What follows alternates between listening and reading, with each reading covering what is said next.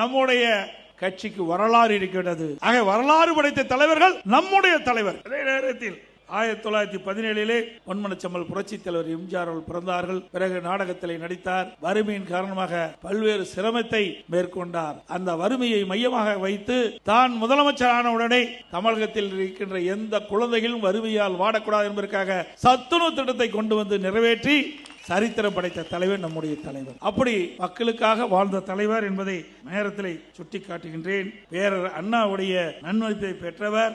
இன்னைக்கு பொன்மனச்செம்மல் புரட்சி தலைவர் எம்ஜிஆர் படங்களிலும் சரி, அவர் நடித்த படங்களில் வருகின்ற பாடல்களும் இன்றைக்கு நாட்டுடைய மக்களை சார்ந்ததாகத்தான் இருக்கும். ஒன்றே குலம் என்று பாடுவோம், ஒருவனே தேவன் என்று போற்றுவோம் என்ற பாடல் மூலம் மதச்சார்பினையை வலியுறுத்தியிருக்கின்றார். அதே போல நான் ஆணையிட்டால் அது நடந்துவிட்டால் இங்கே ஏழைகள் வேதனை படமாட்டார். அன்றைய காலத்திலே அற்புதமான பாடல் வரிகள் மூலமாக ஏழைகளுடைய கஷ்டத்தை சுட்டிக்காட்டியவர் நம்முடைய இதயம் புரட்சி தலைவர் எம்ஜிஆர் என்பதை நேரத்திலே தெரிவித்து, அவர் என்றென்றும் அவருடைய புகழ் இந்த பூமி உள்ளவரை அவர் புகழ் நிலைத்து நிற்கும்.